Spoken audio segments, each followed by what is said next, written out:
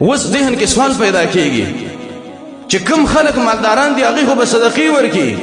نو غریبانو د پاره اجر د صدقې تر ډیر زیات دی حدیث د انس رضی الله عنه کې راغلی دی دا وایي چې د غریب سړي یو روپۍ دا صدقه کول او یو روپۍ د الله په نوم باندې ورکول دا د مالدار سړي د 100 روپو د انفاق نه دا غوړه ده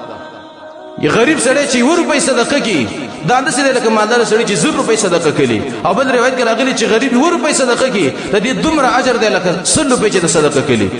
نو دومره اجر دی پدې کې ځکه د دې وجه دا ده مالدار سړی چې انفاق کوي نو هغه خو اسم تم نوري چې نور مال مشته دي او غریب سړی چې صدقه کوي نو په دې نیت کې چې الله زدي وګي پاتې شم خوري کې چې ستاره زو غټم او جنت زو غټم ول روایت ابو داود کې راغلي دي یو صحابي راغی نبی صلی الله علیه وسلم نه تاسو کو چې رسول الله اي صدقه افضل یا رسول الله کوم صدقه اجر ډیر دی او کوم صدقه غوړه ده نبی صلی الله علیه وسلم ورته ویلي چې جهد المقل چې یو سړی دی غریب دی او په غریبۍ کې دا صدقه وکي د دې اجر ډیر زیات دی او نبی صلی الله علیه وسلم د شی ویلي او بل روایت کې راغلی نبی صلی الله علیه وسلم فرمایي وان الكسرى یوتکله د ډوډۍ چې تو ورکی غریب ته لتربو عند الله مثل احد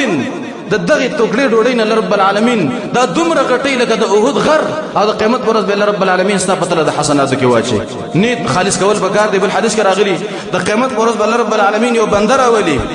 او د دې په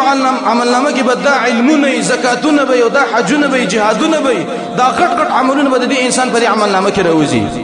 وای دا بنده به وای چې الله ما خو دومره عملونه نه دي کړی دا عملونه د کوم ځای نه دي وای ملائکه ورته وای چې تا په دنیا کې یو طالب العلم روزلو او باغی دي خرچي کړي وي هغه دعوتونه کړي دي او دا غي په وجه رب العالمین تعالی د اجرونه درکړه په طالب العلمانو باندې خرچه کول یو وړو کې کس دې طالب دې د قران قاری دې دا راونی سو سوي وا چې ستا کومه خرچه کیږي دا په ما ته قران زده کو بلته وخوا د چې به څومره خلکو ته خې نصاب کې پر اجر یا په مدرسه کې د طالب العلمانو مدرسه ده باغی باندې خرچه وکا په دې کې چې طالب العلم مروزل شي نو ستاسو لپاره دا صدقه جاریه ده د قیامت پر ورځ باندې په عمل نامه کې دا غټ عملونه راوځي